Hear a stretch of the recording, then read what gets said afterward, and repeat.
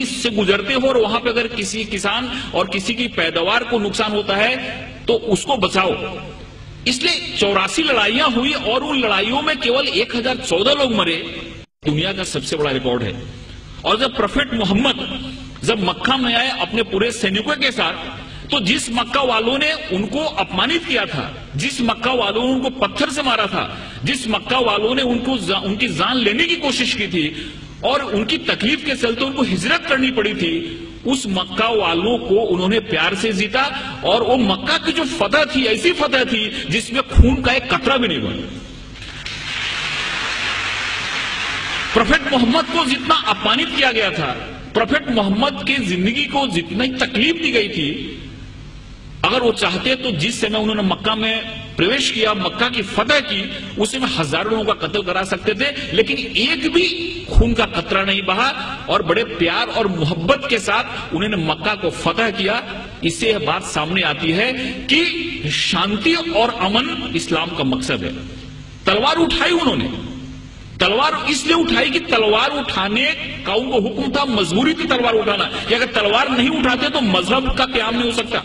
और हर एक जगह गीता में भगवान श्री कृष्ण ने अर्जुन को कहा कि तुम लड़ाई करो, अगर तुम लड़ाई नहीं करोगे तो धर्म की स्थापना नहीं हो पाएगी। अर्जुन वहां से भाग रहा था, अर्जुन ने बोला कि फिर नहीं चला था क्योंकि मेरे सामने तो हमारे सारे रिलेटिव बैठे हुए हैं। भगवान श्री कृष्ण ने कहा कि यहां पे धर्म की स्थापना के लिए तुमको लड़ाई करनी पड़ेगी, तुमको लोगों को मारना पड़ेगा। अगर तुमने लड़ाई नहीं की तो धर्म की स्थापना नहीं होगी।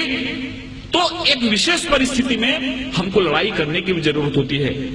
वैसे प्रोफेट मोहम्मद ने अगर लड़ाई करने की बात की तो वहां पे की जहां पे लड़ाई करना मजबूरी था, और वहां पे अगर लड़ाई नहीं होती तो शांति की स्थापना नहीं होती।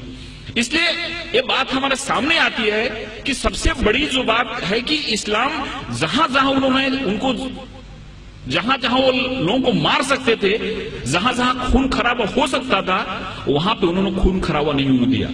कभी कभी उन्होंने अपने को खुद अपमानित भी हुए, जैसे कि बहुत लोगों को मालूम हुआ कि सुलई हुदैबिया जो एक करार हुआ, एक जो मायदा हुआ, उसमें बहुत सारे ऐसे टर्म थे जो टर्म उनको कबूल नहीं थे, इस्लाम के मानने वालों को, मुसलमानों को कबूल नहीं थे।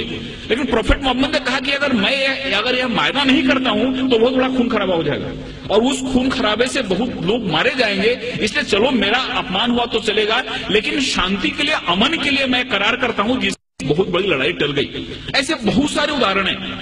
एक बार एक यहूदी का जनाजा जा रहा था और प्रोफेट मोहम्मद अपने लोगों के साथ बैठे हुए थे। उन्होंने जब जनाजा देखा तो उठ के खड़े हो गए।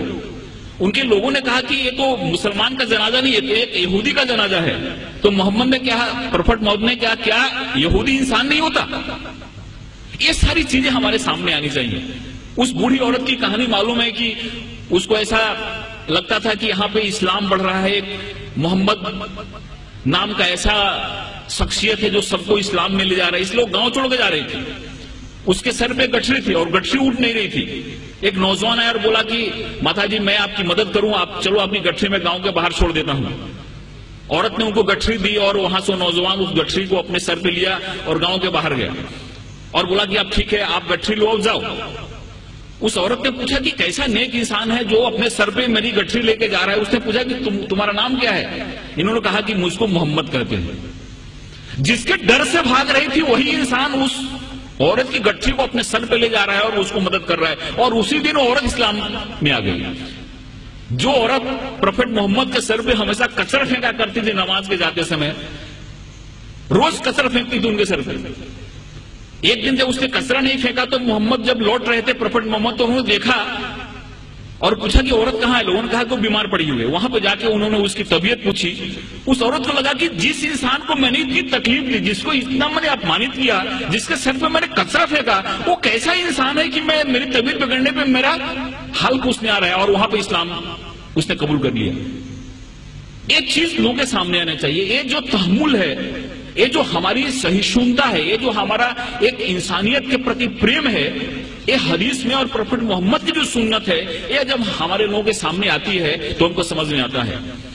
एक हमारे बहुत नजदीक के मित्र हैं जयपुर के, उनको कई बार मैंने मुशायरे के लिए बुलाया। उन्होंने दो चीज मुझको बताई।